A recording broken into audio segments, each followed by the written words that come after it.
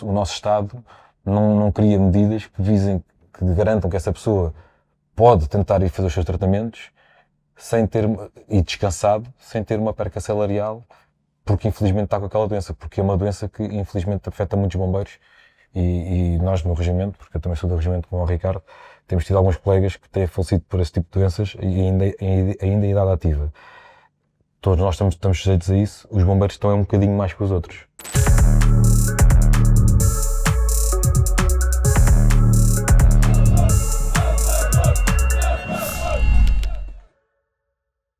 Efetivamente, a questão dos estudos, todos os estudos apontam que os bombeiros estão mais sujeitos a doenças oncológicas que a população em geral.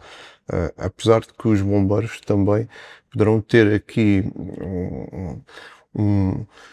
uma situação em que vai criar aqui um subterfúgio, no sentido que, quando o ingresso da profissão, os bombeiros são sujeitos a exames rigorosos no ponto de vista clínico, médico, a nível psicotécnicos, psicológicos e físicos, no sentido de haver uma destrinça e de escolherem aqueles que são mais aptos.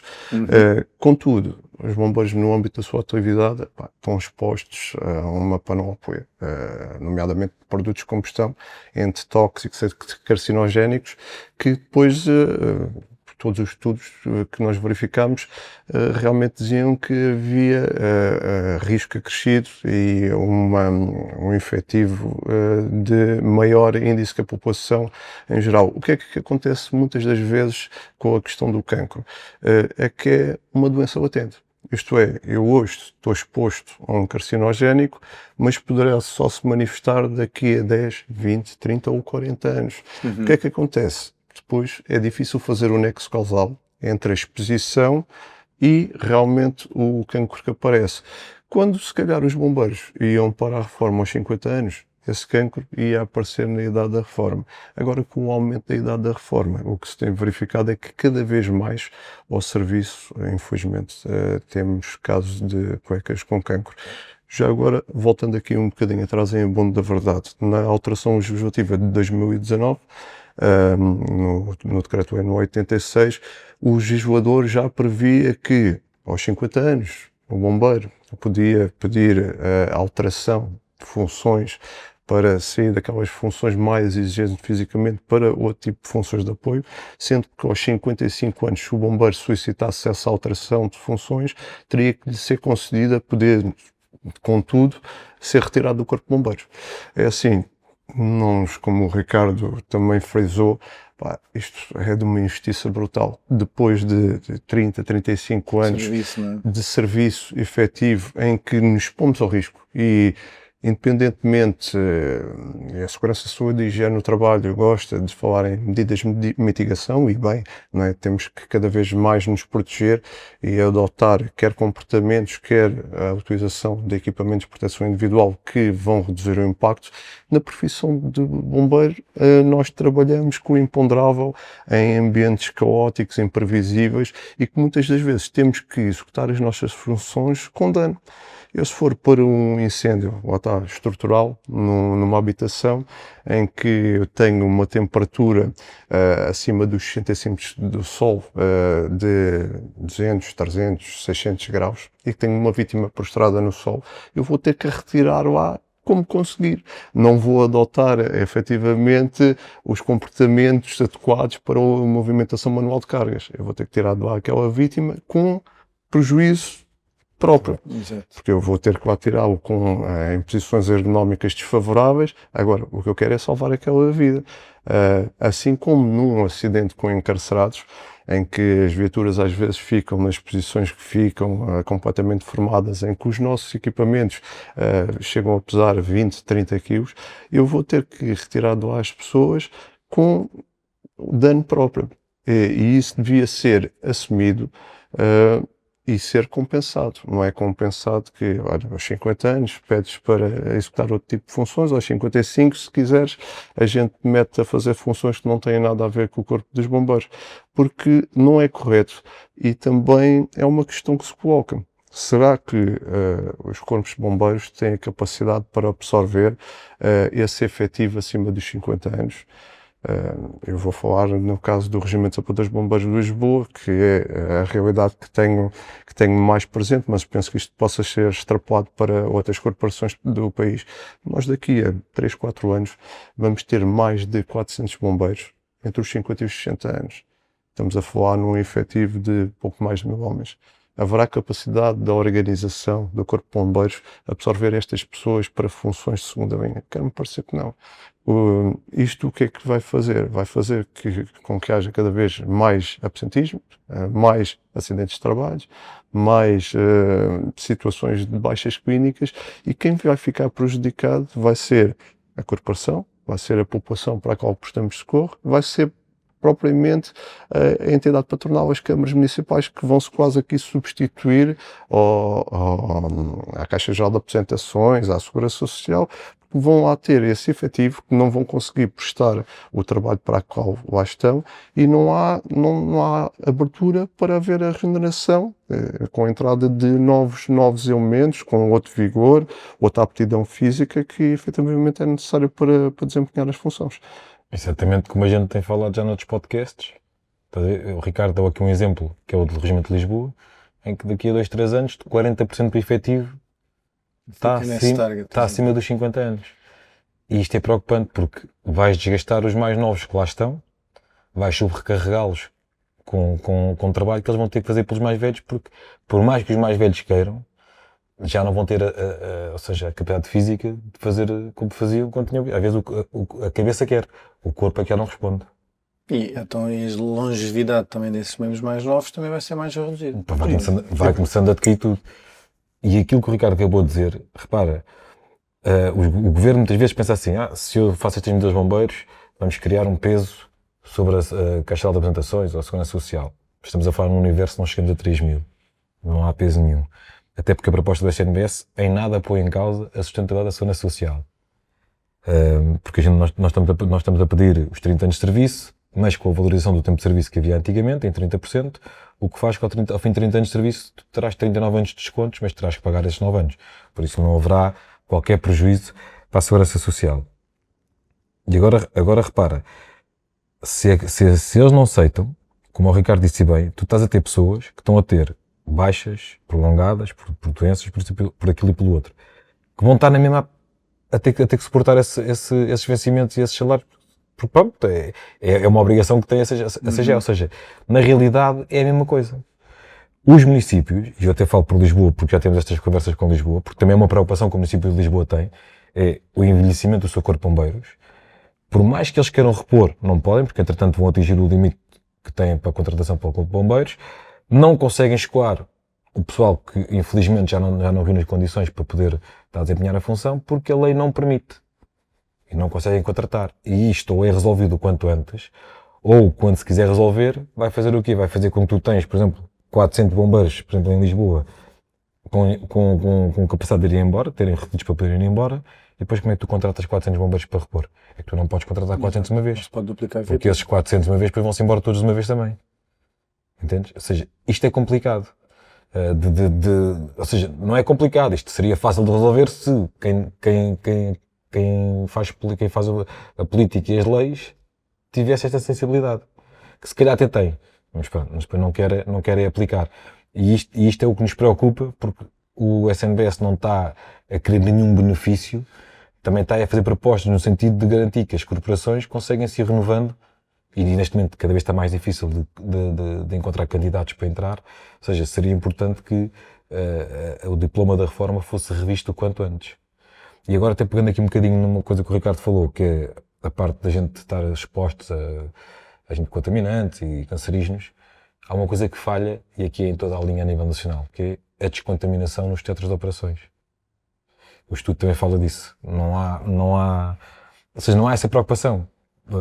Temos países que já existe, ou seja, há países em que tu vais para um incêndio estrutural ou industrial ou o que seja, e eles têm viaturas próprias que vão para lá para te fazer uma pré-descontaminação, logo, porque a nossa pele é uma esponja.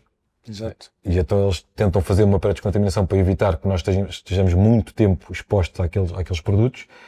Aqui não é assim, aqui toda a gente sabe como é que é, a gente sacode, vai para dentro do carro, e e pronto, e está tudo certo. E o próprio equipamento, depois também Os transporta. equipamentos às vezes até os mandamos lavar, mas na realidade enquanto te vão lavar e não vão, tu vens com eles, estás suado, estás a absorver aquilo tudo. Depois muitos equipamentos são guardados, por exemplo, nos parques das viaturas, em que tu, quando vais para os carros a trabalhar, já os estás a contaminar com os gases das viaturas. Ou seja, não há esta cultura ainda de descontaminação, porque se tu fores ver uma viatura em condições para fazer tipo de descontaminação, pedem-te centenas de milhares de euros, e isto é tudo é números. Uhum. A saúde e a vida das pessoas fica sempre para o último lugar. Eles pensam, pá, como é que eu vou gastar nessa viatura? Consigo comprar isto ou aquilo ou outro. E para eles isto, aquilo ou outro é mais importante do que propriamente uma viatura que a nível operacional não nos acrescenta nada, não vai servir para apagar incêndios ou para salvar seja quem for, mas é importante para nós. Para nós operacionais que estivemos a trabalhar e depois podemos chegar ali, fazer uma pré-descontaminação, e depois o resto faz-se no quartel. Quando chega ao quartel, é o banho, por aí fora, saber descontaminar. E eu sei que o estudo também fala um bocado sobre isto. E já agora, se me permites, é assim, para além da descontaminação no local ser importante, obviamente, para o próprio, também é muito importante para os restantes elementos que trabalham connosco partirem no mesmo espaço. O que é que acontece muitas vezes e que já foi verificado? É a questão da contaminação cruzada. É assim, eu se não fizer uma descontaminação eficaz no local, o que é que eu vou fazer? Eu vou para a viatura de combate a incêndios, vou para o acordoamento, e vai haver uma contaminação quer do veículo, quer das instalações do acordoamento. E depois essas instalações vão ser utilizadas por outros bombeiros, quer no próprio turno, quer no turno que vem a seguir. Por isso, torna-se muito difícil lá haver um nexo causal, muitas das vezes, entre a exposição e a questão depois da doença que venha a surgir.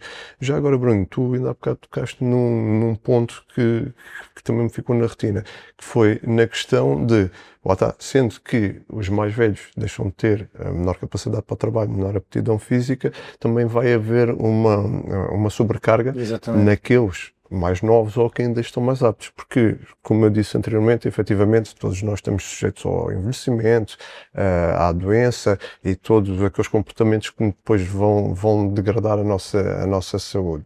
Mas, na questão dos bombeiros sapadores, existe a questão dos determinantes de desgaste, isto é, a nível ocupacional, aquilo que vai impactar o profissional. E nós quisemos também verificar quais eram esses fatores, esses determinantes de desgaste, aquilo que ia impactar no profissional e quais as consequências ao longo da vida ativa a nível profissional. E o que se verificou foi isso, que efetivamente aquilo que fazemos no contexto ocupacional, o número de ocorrências a que estamos expostos, como os executamos, não é? Ou como os temos que executar, depois vai-se refletir na nossa saúde, na nossa qualidade de vida para o futuro. Nós aqui, a nível de estratégias e no combate a incêndios, estrategicamente nós temos dois tipos de estratégias, a ofensiva e a defensiva, não é? Sendo a ofensiva aquela que é mais apanágio aqui na questão dos bombeiros sapadores. Qual é a diferença? Normalmente não havendo condições de segurança para os bombeiros entrarem no prédio que está a arder, opta-se por uma estratégia defensiva que implica ficarmos num lugar seguro e fazermos projeção de um agente extintor. Obviamente, aquela que é mais eficaz, quer para pôr cobro, por exemplo, ou incêndio, para ir salvar uma vida, será a ofensiva, em que os bombeiros vão à procura, efetivamente, da ignição para fazer a extinção na fonte e que permite resgatar as pessoas que possam estar retidas. Obviamente, este tipo de atuação vai ter um impacto profundo no profissional. E nós temos consciência disso. Nós acho que, falo para mim, mas será transversal a todos, adoramos aquilo que fazemos e queremos o fazer. E eu, ao fazê-lo, eu sei que vou ter esse impacto. Mas também gostava de saber que, ao assumir que vou ter um impacto, que quando não tiver tanta aptidão física, tanta capacidade para o trabalho, que fosse reconhecido efetivamente aquilo que eu já fiz e compensado. Isto tudo para dizer o quê? É assim, se calhar aqueles mais jovens, se virem que, independentemente de como o façam, não é? Com dano próprio, se depois não vão ter efetivamente esse reconhecimento, esse benefício, se calhar a nível de atuação Metem-se para a defensiva. Pá, eu não quero acreditar nisto, eu acho que não Sim, vai mas- acontecer, mas mas uma pode consequência, ser, né? pode ser uma consequência e, mais uma vez, onde é que será o impacto? Se vai ser naqueles a que prestamos socorro. Exatamente. Ou seja, e isto são coisas importantes, são aspectos importantes que nós temos levado a quem de direito, só que quem de direito não quer entender a importância das medidas que apresentamos. Não estamos ou seja, até na parte, quando fizemos a parte salarial, as medidas que o CCMS apresentava era para garantir que a carreira ficava mais atrativa. Não era porque queríamos ganhar mundos e fundos. Queríamos era criar atratividade, que é aquilo que falta a esta carreira. E a gente já falou várias vezes sobre isto. Lisboa abriu agora 80 vagas, não vai ter 80 candidatos selecionados. E quando já falámos uma vez nos episódios, há 15 anos atrás, Que concorriam 1000, 2000 candidatos agora. para as 80. Para as 80 vagas. Agora nem de perto nem de longe.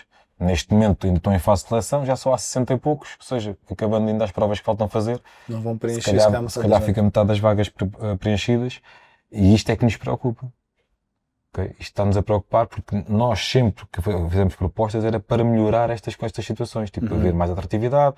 A própria proposta da reforma é para garantir o quê? Que as pessoas conseguem aceder à reforma ainda a idade pelo menos de gozarem 1 ano ou 2, né?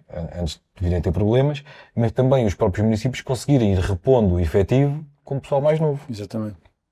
Que venha trazer, que venha a acrescentar, porque não quer dizer que os mais velhos não acrescentem, porque têm sempre a sabedoria, né? O know-how da sua experiência ao longo da carreira, que é muito importante também numa equipa, mas é tal Ainda coisa. equilíbrio. Uma coisa é se tu tiveres lá a gente chama um velhote, né? Lá no carro, outra coisa é quando tu tens 3 e tens um novo.